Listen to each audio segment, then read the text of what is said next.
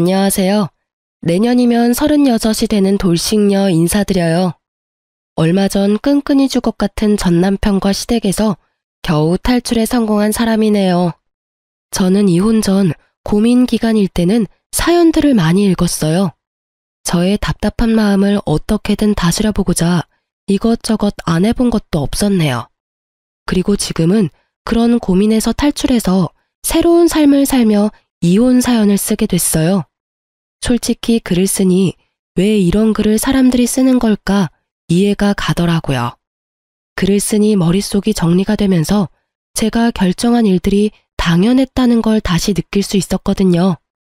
저는 남편과 살짝 늦은 나이에 결혼했어요. 32에 결혼해서 36에 이혼.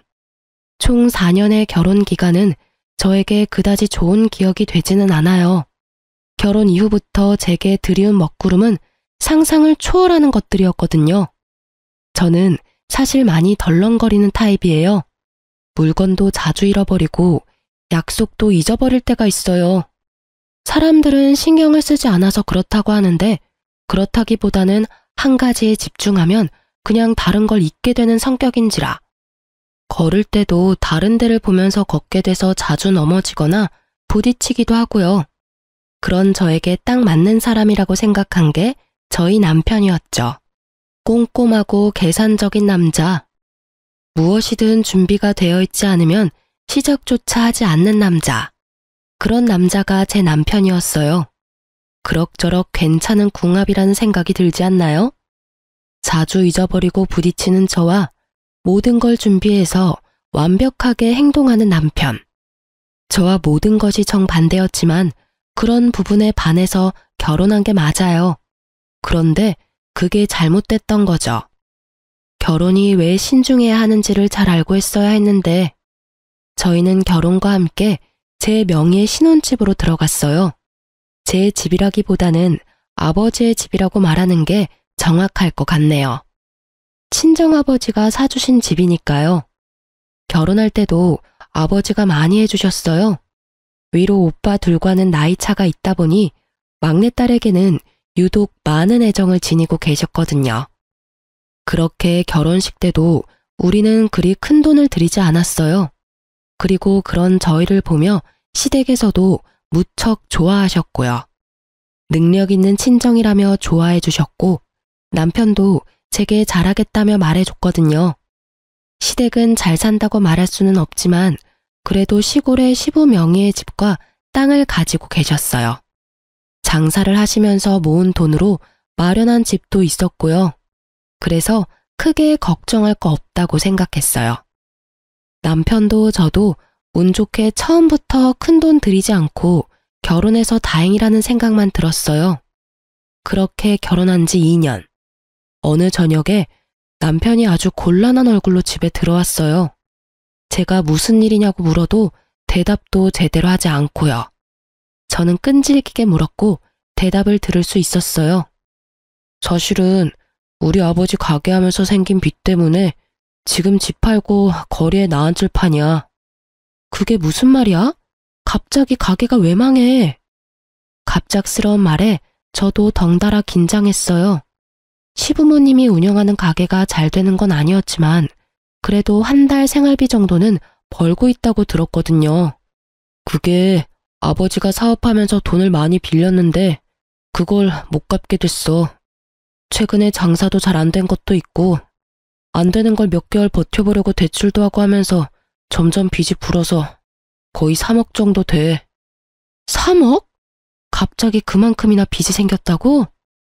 갑자기가 아니라 몇 개월에 걸쳐서 생긴 건데 어쨌든 지금 빚 갚으려고 아버지 집 팔려고 내놨는데 집도 2억이 안 되네. 시골에다가 주택이라서 돈이 안 되나 봐. 살 때보다 가격이 많이 떨어졌어. 아직 빚도 많이 남아있는데 당장 부모님 갈 곳도 없어서. 그러면서 남편이 제 눈치를 보더군요. 당신한테는 정말 미안한 이야기인데 우리 신혼집 부모님이 좀 쓰도록 하면 안 될까? 어차피 집이 작은 편은 아니니까 당분간 빚 갚고 돈 모일 때까지만이라도 같이 살도록 해주면. 합가는 안 돼. 나도 자신 없고 힘들 것 같아서. 그리고 우리 애 갖기로 했는데 합가하면 그것도 그렇고. 저는 합가는 정말 하기 싫었거든요. 어른을 모시는 게 싫은 게 아니라 어른을 모시는 게 어려웠어요. 게다가 기간이 정해진 것도 아니고 어림잡아서 같이 살자 하다가 계속 같이 살면 어쩌나요? 그렇다고 제가 집에서 쉬는 사람도 아니고 저도 일을 하는데 분명히 어딘가에서 부딪힐 일이 생길 거라는 예감밖에 들지 않았죠. 그렇다고 시부모가 거리에 나앉는다는데 그냥 놔둘 수도 없고 정말 미치겠더라고요. 그러면 우리가 처갓집에 들어가서 사는 건 어때? 이 집은 부모님께 빌려주기로 하고 우리가 따로 나가 살기엔 돈도 없고 나는 아버지 빚 갚으려면 당신한테 얼마 동안은 돈 못 줄 것 같거든. 그런 와중에 월세 내는 것도 그렇고 전세금은 더더욱 마련 못하니까. 남편의 그 말에 저는 귀가 솔깃했어요. 처가살이? 우리 집에 들어가겠다고? 당신 그거 감당할 수 있겠어? 내가 합가가 싫은 것처럼 당신도 싫으면 하지 마. 말하면서도 남편이 겪을 불편한 일들이 떠오르더군요. 저야 우리 집이니 편하게 지낼 수 있겠지만 남편은 출퇴근부터 집에서 쉬는 것까지 편하게 할 수 있는 일이 없을 것만 같았거든요. 그렇지만 이 상황에서 그렇게 하는 건 나쁘지는 않다는 생각은 들었죠. 집이 2층 집인데다가 2층에 있는 오빠와 제 방은 여전히 비어 있거든요. 손님 방으로 쓰기로 해서 간단한 침구와 테이블 정도만 있어서 지금 당장 들어가도 나쁘지는 않았어요. 게다가 평수도 꽤 돼서 2층에 우리가 살면 굳이 1층과 자주 마주치지 않아도 된다는 장점도 있었죠. 필요 없는 짐은 여기 두고 시부모가 쓰도록 하고 필요한 것만 들고 가서 친정집에서 사는 것도 좋을 것 같았죠. 하지만 독립한 지 얼마 되지도 않았는데 집에 들어가는 것도 민망했고 좋은 일도 아닌 나쁜 일로 들어가게 되는 것도 싫었어요. 부모님 눈치도 보이고 남편과 시댁이 우리 집에 신세를 지는 모양이라 남편 자존심이 상할까봐 그것도 걱정됐고요. 그렇지만 남편 말대로 저희가 전세나 월세를 낼 만큼 돈이 있는 것도 아니었죠. 어떻게 하나 고민하다가 일단 부딪혀보기로 했어요. 되면 그렇게 하고 안 된다면 다른 방법을 찾아보기로 한 거죠. 그럼 아빠한테 전화해서 물어볼게. 친정 아버지에게 전화했더니 아버지는 흔쾌히 좋다고 하더군요. 엄마도 꽤 기뻐하는 눈치였어요. 2년간 두 분이 지내니 처음에는 한적하니 좋다고 생각했는데 시간이 길어질수록 집이 적적하다고 느껴지신 모양이었어요. 게다가 아끼던 막내딸이 다시 돌아온다니 아버지는 기분이 더 좋았던 모양이에요. 그렇게 저희는 팔자에도 없었을 처가살이를 시작했어요. 남편에게 빚만 다 갚으면 다시 나오자고 이야기했고요. 그런데 남편이 정말 얼굴이 두껍다는 걸 처가살이 딱 한 달 만에 느꼈어요. 저는 부모님 집에 살면서 죄송한 마음에 매달 돈을 들였거든요. 월세까지는 아니지만 관리비 정도의 명목으로 한 달에 50만 원씩 들였어요. 어차피 부모님이 식재료도 사고 다 하니 저도 돈이 들 일은 없으니까 그것도 민망했거든요. 둘이서 생활하면 한 달에 100만 원은 생활비로 쓰는데 친정집에 들어오고 나서는 50만 원만 내도 생활이 가능하니 돈은 빨리 모이겠다 싶었죠. 부모님께는 매우 죄송했지만요. 그래서 더 부모님이랑 맛있는 것도 많이 먹으러 가고 소소하게 여행도 자주 가고 그랬어요. 물질적으로 못하는 건 정신적으로 해줄 수 있다고 생각했으니까요. 그런데 솔직히 저는 남편이 시댁 빚을 대신 갚는다 해도 친정에 드리는 돈 중에 반 정도는 줄 줄 알았거든요. 우리가 처가살이를 하는 건 모두 시댁 부모님이 빚을 졌기 때문에 그런 거잖아요. 그리고 남편이 그 빚을 자신이 떠안아서 그런 거고요. 그런데 남편은 저한테 돈 한 푼을 안 주더라고요. 너무 서운했어요. 우리 부모님이 이만큼 해주는 데다 제 집까지 시댁을 위해 열어줬는데 남편이 우리 집에 아무것도 안 해준다는 게 화났거든요. 그래도 이해하려고 했어요. 돈이 없으니 그렇겠지 하고. 그런데 단순히 돈이 없는 것뿐이면 적어도 감사하다, 고맙다, 이런 말 정도는 할 수 있잖아요. 그런데 남편의 뻔뻔한 행동은 점점 더 심해졌어요. 직장 사람들 불러서 2층에서 집들이라며 식사 자리까지 갔더군요. 이때 정말 화가 머리끝까지 났어요. 갑자기 그날 아침에 직장 사람들 올 거라고 말해서 엄마와 함께 요리하고 뭐하고 다 했는데 와서는 제대로 집사람들 소개도 안 해주고 홀라당 2층으로 올라가서 먹고 마시고 늦은 시간까지 시끄럽게 굴었거든요. 그래서 그 다음날 저녁에 제가 남편에게 따져 물었죠. 당신 좀 자중해? 여기가 우리 신혼집인 줄 알아? 엄연히 처가댁인데 왜 그렇게 눈치 없게 굴어? 어떻게 사람들 그만큼 데려와서 잔치를 해? 게다가 들어와서 우리 부모님 소개도 안 해주고 없는 사람들 취급하고 여기가 당신 집이라도 되는 양 착각하는 거야? 처가살이 하는 거 나도 다 알아. 그런데 나도 사회생활은 해야 하잖아. 직장 동료들이 나한테 집 옮겼다며 식사라도 하자는데 그러면 어떡해? 다 무시해야 했겠냐? 그리고 막말로 내가 돈 안 내고 여기 있어? 한 달에 50만 원씩 들이잖아. 돈 내고 여기 있는데 내가 왜 눈치를 봐야 해? 스트레스 푸는 것도 제대로 못하게 하는 거야? 당신이 돈 내는 거야? 그건 내가 드리는 돈이지. 당신 주머니에서 나온 돈은 하나도 없으면서 어떻게 말을 그런 식으로 해? 우리 집에 신세를 지고 있다는 생각이 있기는 해. 그냥 좋은 일로 우리가 처가에 들어와서 사냐고. 됐어. 더 이상 이 이야기로 나 힘들게 하지 마.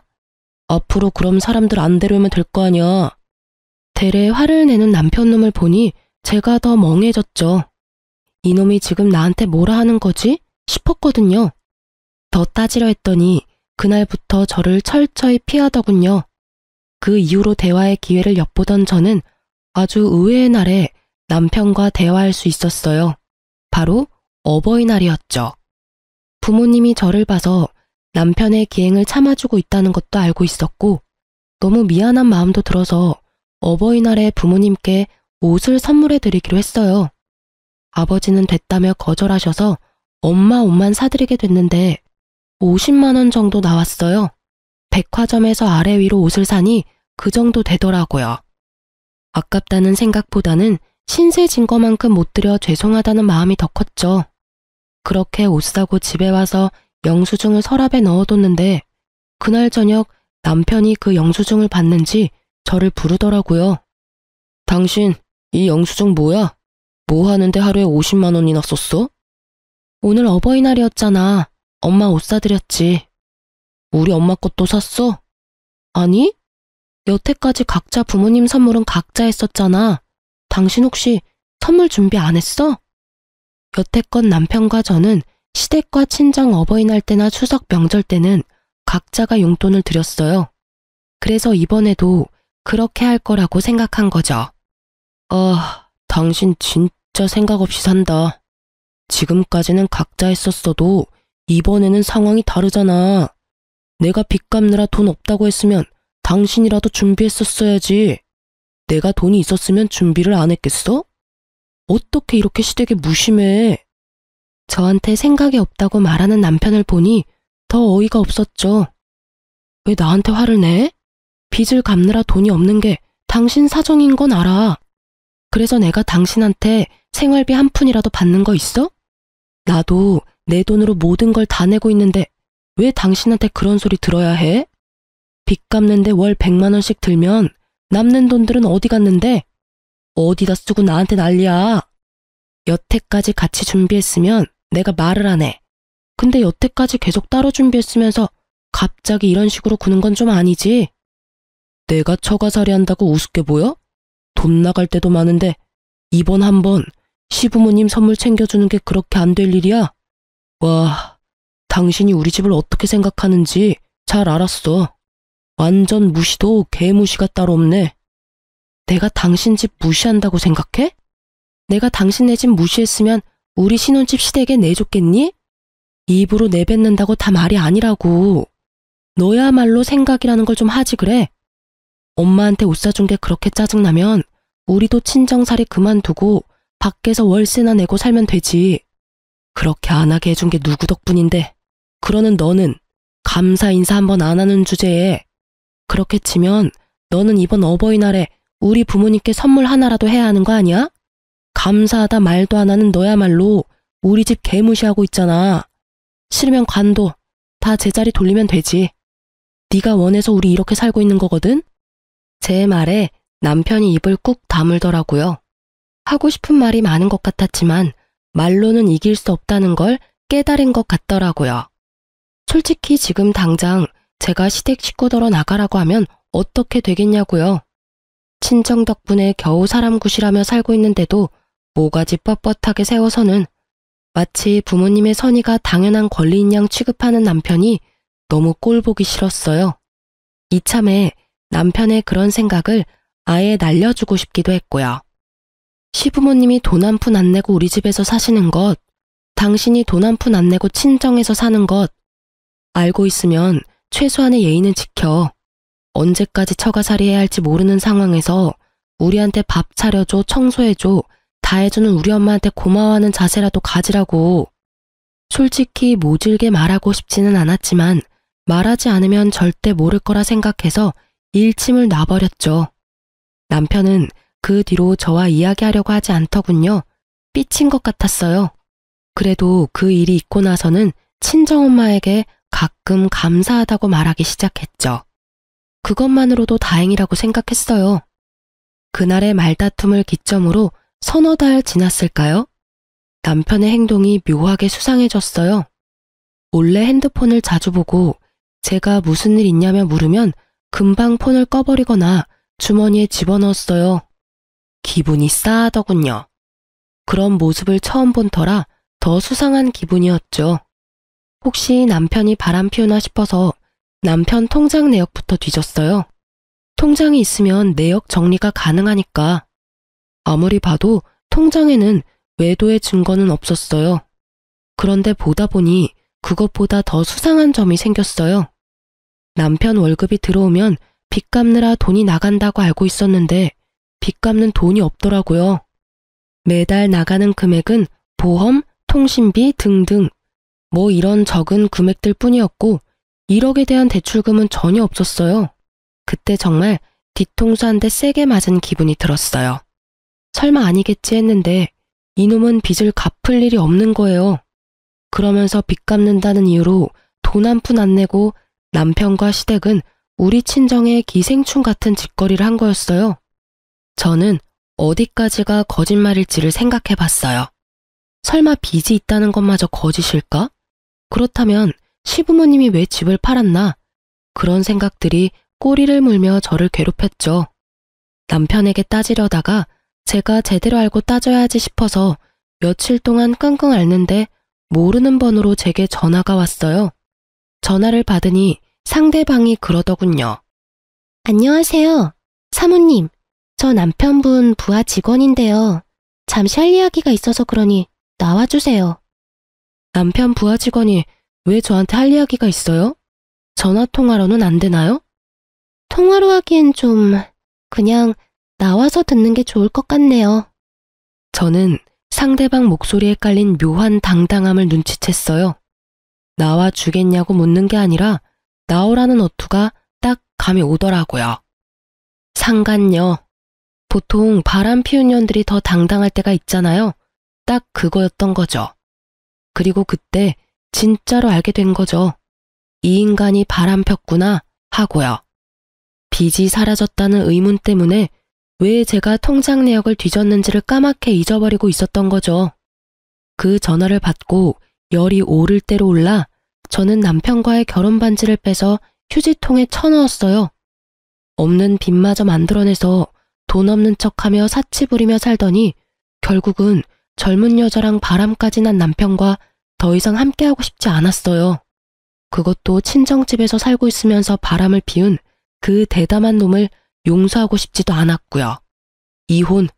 이혼만이 정답이라고 생각이 들 정도였거든요. 저는 만만해 준비하고 그 여자가 오라는 곳으로 나갔어요. 거기에서 본 건 남편이 저번에 우리 집으로 데려온 직장 동료 중에 한 사람이었어요. 막내, 새파랗게 어린 여자였죠. 딱 봐도 사회초년생일 상간녀는 앉아서 우유를 마시고 있더군요. 왜 저를 보자고 하셨어요? 초면에 이런 말 죄송한데 주임님 옆에 그렇게 기생충처럼 붙어있지 말고 제발 떠나주세요. 주임님이 저한테 그러셨어요. 저랑 결혼하고 싶지만 와이프가 이혼을 안 해주겠다고 했다고요. 저는 그 이야기를 들으며 묘한 수치심과 분노가 생기는 걸 느꼈어요. 기생충이란 단어를 저에게 쓰다니. 기생충이라는 단어는 남편이 그렇게 이야기하던가요? 그 말에 상간녀는 고개를 끄덕이더군요. 화가 나서 따지려다가 순간 아주 좋은 생각이 났어요. 상간녀의 말을 들어보면 남편이 상간녀에게 거짓말을 했다는 거잖아요. 그렇다면 그걸 역으로 이용할 수도 있다는 말이니까요. 기생충이라. 맞아요. 저 그 남자랑 이혼할 생각 없어요. 솔직히 이혼할 필요도 없고요. 그리고 솔직히 그 사람 바람 피운 거 사실인지 아닌지도 모르고 지금 하는 말들 그냥 당신이 하는 말에 불과하잖아요. 왜 그 사람을 이렇게 괴롭혀요? 다 알아요. 당신이랑 당신 부모가 주임님 집에 들어와서 흥청망청 살고 있는 거요. 본인한테 부끄럽지도 않아요? 어떻게 가족들이 다 같이 들어와서 주임님만 고생하게 만드냐고요. 이 정신 나간 남편놈은 이 젊은 상간녀에게 저와 우리 부모님이 남편 집에 들어와 얹혀 사는 것처럼 말했더라고요. 그 이야기를 들으니 열이 받았지만 일단 저는 그 여자에게 말했어요. 그래서요? 그게 뭐가 잘못됐어요? 부모님이 힘들면 같이 모시고 살 수도 있지. 힘들다고 말했다고 해서 당신이 무슨 권리로 그런 말 하는 건데요? 아, 상간녀라서 그런 말 하는 거예요? 제가 이혼해주면 결혼할 수 있을 것 같아서. 근데 법적으로는 제가 와이프예요. 당신은 아무런 관계도 아닌 거죠. 관계가 있다면 상간녀, 그뿐이고요. 전 주임님이랑 불륜으로 끝낼 생각 절대 없어요. 저는 주임님이랑 결혼할 거고 기생충 같은 당신이랑 당신 가족들 떼어내고 말 거예요. 그놈의 기생충. 누가 기생충인지 전혀 모르는 그 여자의 말에 저도 슬슬 화가 나기 시작했어요. 그렇지만 폰의 녹음 기능부터 켰죠. 이 여자 말 한마디 한마디가 저에게 좋은 증거가 되어줄 테니까요. 그럼 당신이 제 남편이랑 사귀었다는 증거 있어요? 말하지만 난 적당한 증거 가지고는 당신이랑 그 사람 관계 인정 안 해요. 솔직히 인정해서 좋을 것 하나도 없고요. 그냥 이렇게 그 남자가 여자 만나는 거 참고만 있으면 나한테 남는 게 더 많을 테니까요. 증거가 왜 없어요? 차고 넘쳐요. 우리 여행 간 사진도 있고 저희 모텔 들어간 사진도 있어요. 미안하지만 저도 남편 카드 내역 봤는데 모텔이며 당신이랑 여행이며 내역이 하나도 없던데요. 그런 걸 사귄다고 할 수 있나요? 좀 더 직접적인 증거가 있어야죠. 제가 내고 그 사람한테 현금으로 받았거든요. 그럼 사랑한다, 보고 싶다 이런 말도 하나요? 그건 당연하죠. 그러면서 보여주는 증거들을 보며 저는 치를 떨었어요. 이 미친놈은 처가살이 하면서도 대담하게 젊은 년이랑 바람도 피우고 그 젊은 년한테 자기가 이 집 주인인 것처럼 속이기까지 했더라고요. 아, 이 정도면 이혼할 수밖에 없네요. 그럼 당신이 그 증거들 나한테 줄 수 있나요? 제가 이혼을 해주려면 증거가 있어야 하잖아요. 그 여자는 좋다며 저한테 사진이며 영상, 문자 내용까지 딱 다 보냈어요. 저는 그걸 받고는 일어나면서 상간녀에게 말했어요. 그 사람이랑은 이혼해 줄게요. 그래도 당신이 여기 찾아온 거 알면 집에 안 들어오려 할 것 같으니 차라리 모르는 척 해줄 수 있어요? 이혼 완료될 때까지. 만약 당신이 아는 척하면 저랑 이야기도 안 하려고 할 수도 있어요. 그랬더니 그 여자는 알겠다고 이혼 꼭 해달라고 다짐받고는 웃으며 나가더군요. 진짜 기가 막혀서. 증거 사진 얻으려고 한 짓이지만 진짜 말하면서도 욕이 나오는 걸 겨우 참았어요. 그 여자가 아마 나이가 조금이라도 더 많았다면, 사회 경험이 조금이라도 더 있었다면 그런 증거를 저한테 줄 리가 있었겠어요? 아무것도 모르는 사회초년생에 부자인 것처럼 보이는 남자 하나 잡아서 팔자 피려는 거 눈에 딱 보이는데 이혼 시 유책 배우자와 상간녀 소송에 대해서는 아무것도 모르고 있더군요. 그걸 알았다면 저한테 증거를 줄 리 없는데 말이죠. 멍청한 상간녀에게 새눈물만큼 고마워한 저는 그날 집에 와서 남편을 불러 세웠어요. 당신, 나랑 이야기 좀 해. 난 할 이야기 없어. 평상시와 마찬가지로 말없이 방에 들어가려던 남편의 뒤통수에 대고 제가 말했죠. 그래? 그럼 내일 서류로 받아. 이혼 서류. 내일까지 줄게. 그제야 남편이 저를 돌아보더군요. 얼굴 가득 놀란 얼굴이었어요. 왜 놀라? 당신 여태껏 나랑 대화도 안 한 거 이혼하고 싶어서 그런 거 아니었어? 헤어지려고 대화조차 안 하려고 한 거 아니냐고. 여태까지 나 꼴 보기 싫었던 거잖아. 그런 거 아니야. 왜 갑자기 이혼한다고 난리야? 난 당신이랑 이혼 안 해. 내가 뭘 잘못한 게 있어서 당신이랑 이혼을 해? 잘못한 게 차고도 넘친다는 말을 하려다가 겨우 삼켰어요. 당신이 나한테 잘못한 게 없어? 당신이 나랑 이혼하고 싶어서 나한테 이렇게 대면대면하게 구는 거 아니야? 대화도 없어 늦게 들어와 애 가질 생각도 안 해. 그게 바로 이혼하자는 신호였겠지. 내가 늦게 알아채서 미안하니까 이혼 바로 해줄게. 아니야, 그런 거 왜 지레짐작하고 그래? 진짜 바쁘고 힘들어서 그래. 이혼 이야기 절대로 꺼내지도 마. 앞으로 좀 더 노력할게. 일찍 들어오고 아기도 가져보자 우리. 그러니까 이혼은 생각도 하지 마. 내가 잘할게. 응? 아, 왜 이혼 안 해주려고 하는데? 나는 이제 이렇게 살기 싫어. 지치고 힘들어. 당신이 원하는 대로 다 해줬는데도 정작 나한테는 지금 뭐가 남았는데? 네가 보내는 그 짜증난다는 눈빛만 남았잖아. 넌 모르지? 네가 날 어떤 눈으로 보고 있는지. 참 보고 있으면 기분 더러운 눈빛이거든? 내가 왜 너한테 다 줘가면서 그런 혐오를 받아야 해? 나도 내가 소중해. 그냥 다 끝내고 새로 시작하고 싶어. 제 말에 남편 놈은 아주 당황스러워 보였어요. 이혼은 자기 계획에 없던 일이었나 보죠. 하긴 우리 집에서 계속 빨대 꽂으려면 저와 부부 사이여야만 가능하다는 전제가 있으니까요. 아까웠나 봐요. 그러니 이렇게 애가 달아서 난리죠. 이혼이 그렇게 쉽게 되는 건 아니지. 게다가 나 빚도 있는데 당신마저 헤어지자고 하면 이혼하고 싶으면 돈을 줘.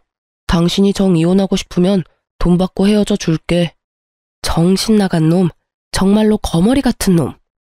이혼하고 싶으면 돈을 달라고 하더라고요. 남편 바람 피우는 걸 제가 모르고 있다고 생각하고는 그렇게 이야기하는 거겠죠. 아마 제가 외도 이야기부터 했으면 절대 이혼 못 해준다고 끝까지 매달릴 게 뻔했죠. 자기 잘못인 걸 알고 있는데도 유책 배우자 되면 위자료까지 나한테 줘야 하는 걸 알잖아요. 지금 그 남자가 우리 집에 꽂고 있는 빨대가 한두 개여야 말이죠. 그만큼 많이 빨아먹고 있으면 당연히 떨어지고 싶지도 않겠죠. 정말 모기 같은 인간이라는 생각이 들었어요. 남의 피 쪽쪽 빨아먹는 새끼. 저는 남편에게 최대한 태연한 표정으로 말했어요. 내가 먼저 이혼하자고 했으니까 당신이 떳떳하면 위자료든 재산 분할이든 가져가려면 가져갈 수도 있겠지. 이혼 소송에 조정이나 합의하면 어차피 우리끼리 결론 안 날 거 뻔하니까 그러면 괜찮지? 그 이야기에 남편이 잠시 생각하는 듯 하더니 알겠다고 하더군요. 그렇게 남편과 저의 이혼 소송이 시작됐어요. 저는 소송 중에 남편의 상간녀로부터 넘겨받은 외도 증거를 싹 다 제출했어요. 남편은 그 증거 때문에 유책 배우자가 돼서 저한테 위자료를 지급해야 할 상황이 유력해졌죠. 남편이 친정집으로 저를 찾아와서는 따지더군요. 당신 설마 내 뒤를 캐고 다닌 거야? 그거 어디서 얻은 자료야? 남의 핸드폰 뒤지거나 보는 거 사생활 보호법으로 걸릴 수도 있거든? 다 알고 지금 나 엿먹이는 거지? 난 법에 저촉된 적 한 번도 없어. 그 증거 자료들 당신 상간녀한테서 다 넘겨받았어. 본인 허락하에. 본인이 직접 나한테 줬지. 못하면 그날 같이 대화한 녹음도 들려줄까? 아, 당신이 상간녀한테 잘 전해줘. 그때 대화 유용했고 그쪽 원하는 대로 이혼해줬다고. 그리고 내가 왜 당신한테 엿을 먹여? 원하는 대로 해줬는데 왜 너한테 욕먹냐고. 그 여자 만나고 싶어서 바람핀 거 아니야? 그러면 그 여자한테 가면 되잖아. 나한테 무슨 메리트가 있다고 여기 와서 이래? 제 말에 남편이 입을 벌리고는 아무 말 못하더군요. 그 여자가? 남편은 믿지 못하겠는지 상간녀에게 전화를 걸어 확인을 하더군요. 너 설마 와이프한테 직접 이혼해달라고 했어? 그랬어. 오빠가 헤어지고 싶은데 와이프가 들러붙는다며. 그래서 내가 정리해준 거야. 나 잘했지? 그럼 이제 우리 둘이 그 집에서 살 수 있는 거야?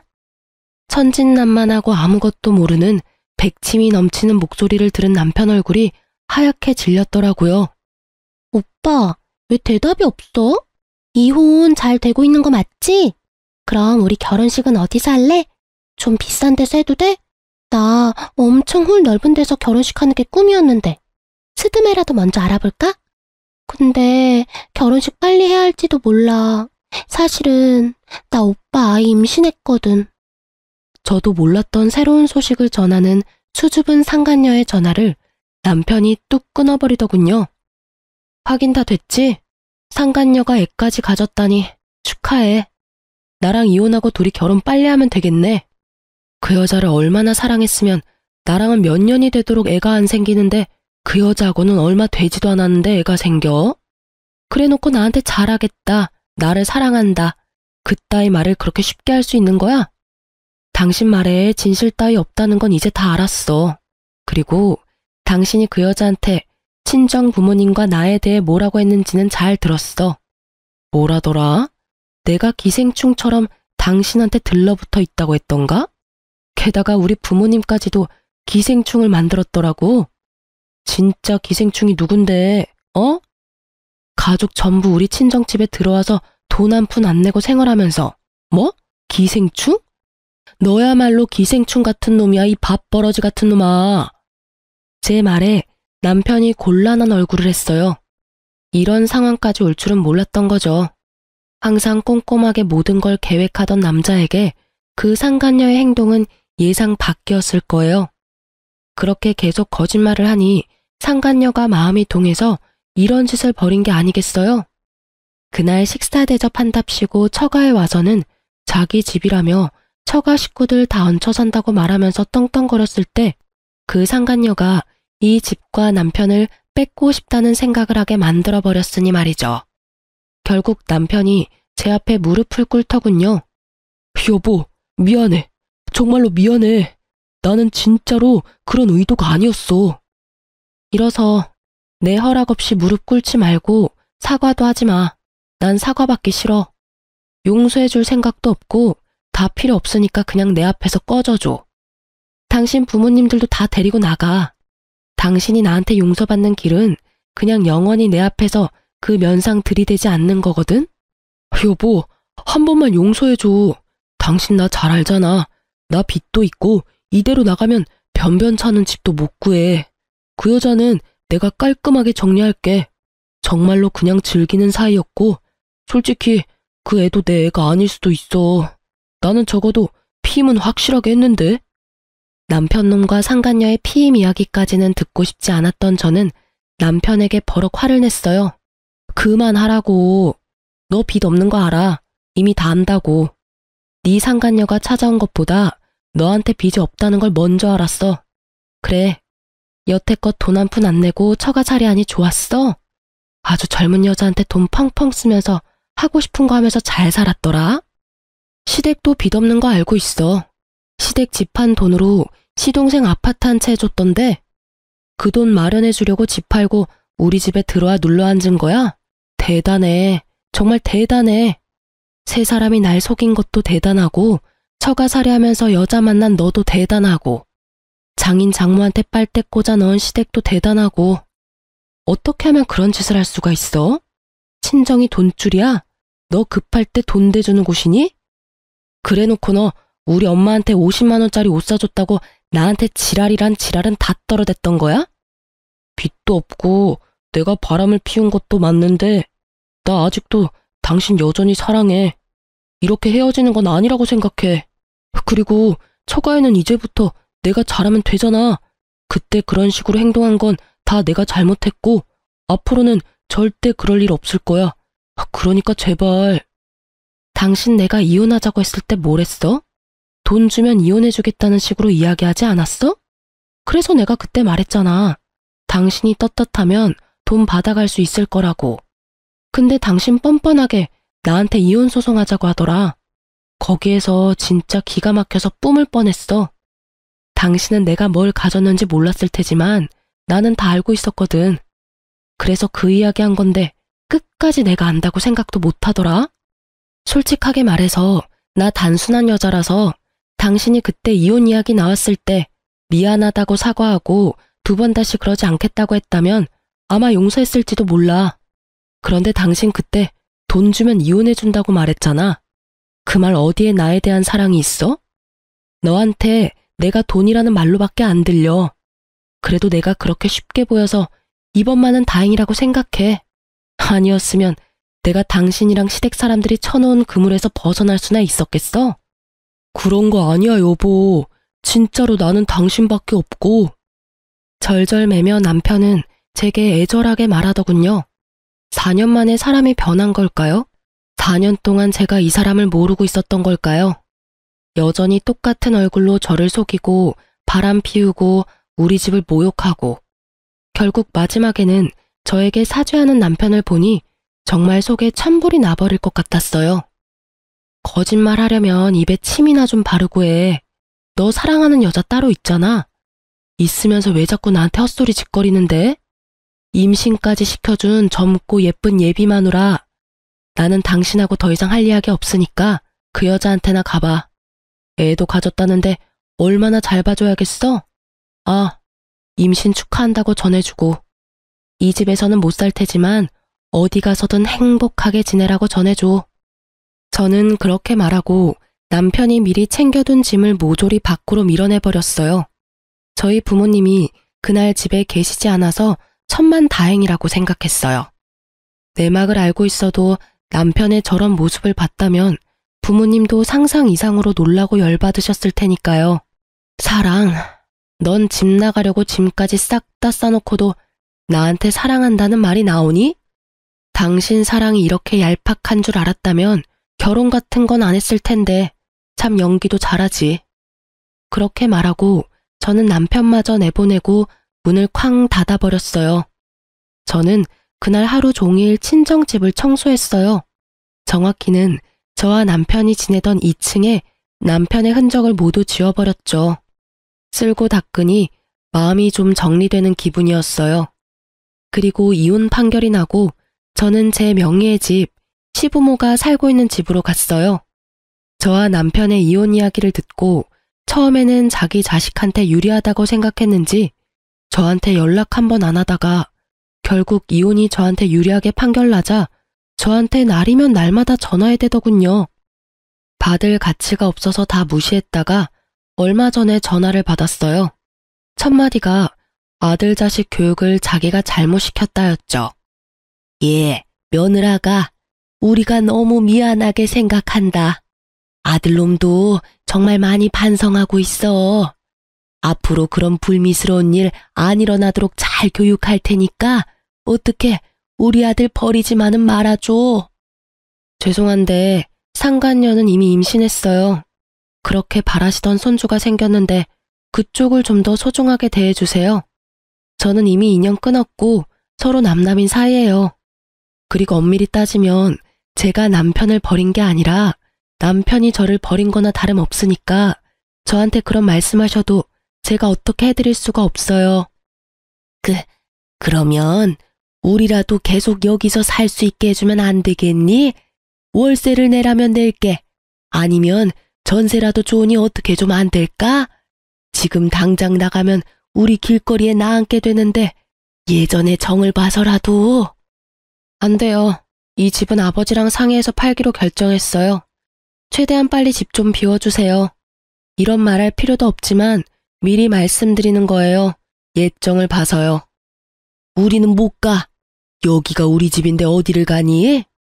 계속 이러시면 경찰에 신고할 거예요.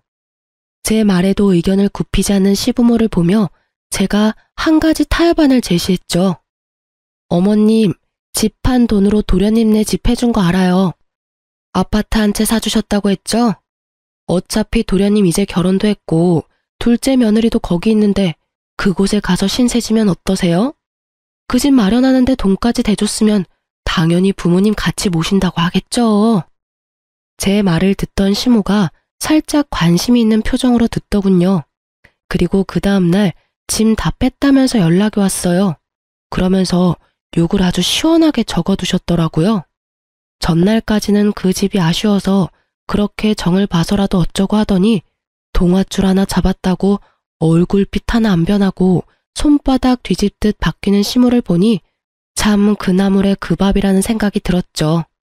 전 남편이나 시모나 참 똑같은 사람들이라고요.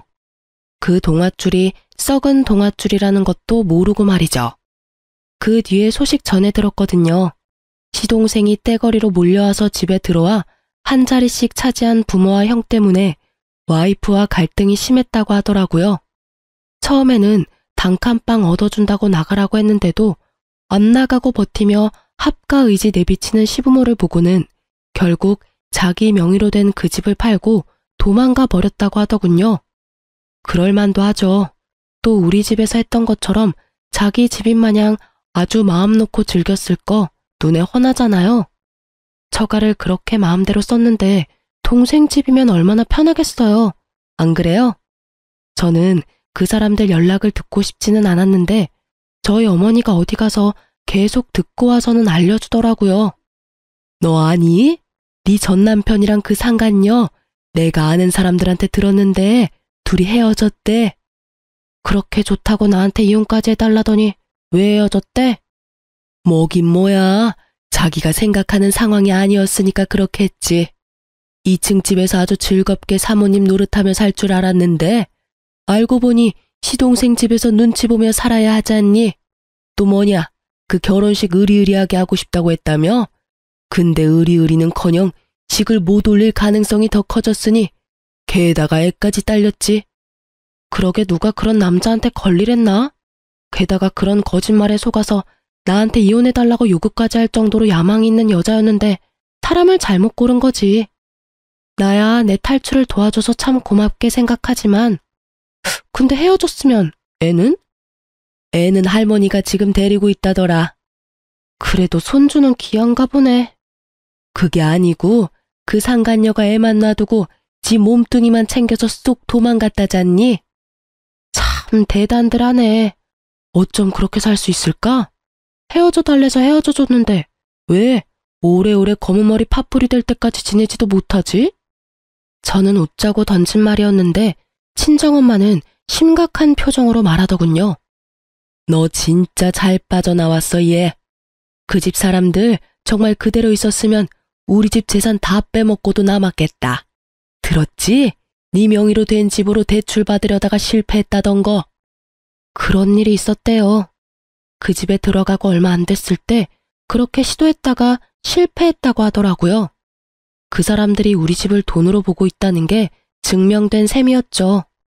그렇게 마지막으로 들은 소식은 전 남편과 시부모가 단칸방 생활하며 택배 알바를 하며 살고 있다는 거였어요. 친정집에 거머리처럼 붙어서 핏 빨아먹더니 전 남편은 도리어 본인에게 거머리가 2마리 붙은 셈이었죠. 솔직히 자업자득이라 불쌍한 생각도 안 들 정도예요. 저는 제 명의 아파트는 꼴도 보기 싫어서 팔아버리고 새로운 곳으로 이사했어요. 전 남편은 다 잊고 새로운 인생을 살기 위해서 지역도 다른 곳으로 옮겼어요. 탁 트인 바다가 보이는 곳에서 물 흘러가듯 그렇게 잔잔하게 살고 있어요. 만나보라는 인연은 많았지만 제가 겁이 많이 나서 시도도 못 해보고 다 거절하고 있는 중이에요. 참 신기한 게 이렇게 한번 데이고 나니 당분간은 가까이 하기 싫더라고요. 이렇게 글을 쓰니 속이 후련하네요. 이제야 모든 게 제자리를 찾은 것 같은 기분이 들어요. 앞으로도 저는 저만의 행복을 찾으면서 살려고요. 글 읽는 분들도 자신을 소중히 하며 행복한 날 보내세요. 감사합니다.